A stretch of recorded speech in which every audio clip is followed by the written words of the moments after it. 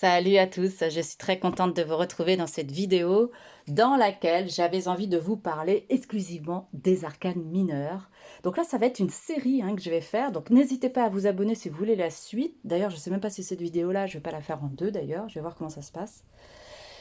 Donc voilà, donc on va parler des arcanes mineures. Les mineures, elles se décomposent, comme vous le savez, d'une partie de suite numérale allant de 1 à 10 et des figures de cours. Donc là, aujourd'hui, on va vraiment s'intéresser uniquement aux chiffres dans les cartes. Alors, c'est vrai que les arcanes majeures sont énormément utilisées pour de la divination ou même pour du développement personnel. Enfin, c'est pas le propos. Elles sont énormément utilisées dans le cadre de consultations. Moi, personnellement, j'ai souvent utilisé que les majeures, quitte à avoir même plusieurs jeux pour aller chercher des informations autres sur un tirage. Autant les arcanes mineures, c'est vrai que c'est pas toujours évident de rentrer dedans, surtout si vous prenez l'ancien tarot de Marseille. Après, si vous prenez un Rider-Waite, c'est un petit peu différent parce qu'elles sont illustrées, encore que il y a quand même énormément de différences dans les significations globalement dans tout ce que j'ai pu lire au sujet des arcanes mineures.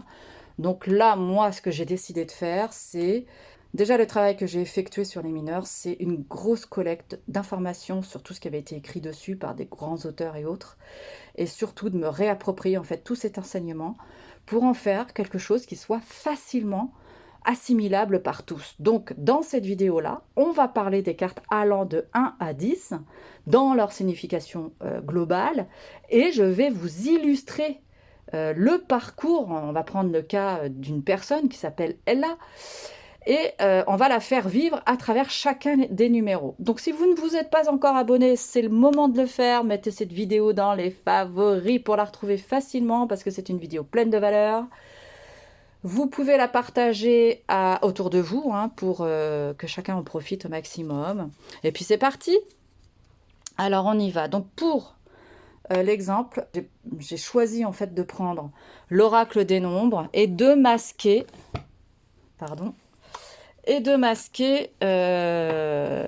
petit cartouche qu'il y a là-haut qui donne une explication, parce que ce n'est pas le but ici. Donc on y va avec la première carte. La première carte, elle symbolise un nouveau départ. C'est immuable, c'est comme ça, il y a du potentiel, peu importe l'enseigne à laquelle appartient la carte, c'est toujours quelque chose de nouveau, une étincelle qui s'allume, c'est vraiment un départ de quelque chose. Avec le 2, on est souvent confronté à des problèmes de choix, des choix à faire, il y a des questions qu'on se pose et on doit prendre une décision. Avec le 3, on communique. Peut-être d'ailleurs par rapport au choix qu'on a à faire, en tout cas, quoi qu'il en soit, il y a la possibilité de pouvoir exprimer les choses, de collaborer, de créer. Le chiffre 3, c'est un moment de communication. La carte numéro 4 dans le tarot de Marseille, le 4, bien souvent, il nous parle en fait d'un temps de construction. Le chiffre 4, c'est vraiment une étape d'accomplissement, de construction des fondamentaux. Le 5, quand on en arrive au 5, c'est toujours un temps de passage, parce qu'on a effectué les 5 premières étapes, et là, c'est un petit temps en fait de bilan, un petit temps de passage, ce numéro 5, dans lequel, bien souvent, on se retrouve confronté à des désirs et il y a des changements en vue. Voilà pour le 5. Après, on continue avec le 6.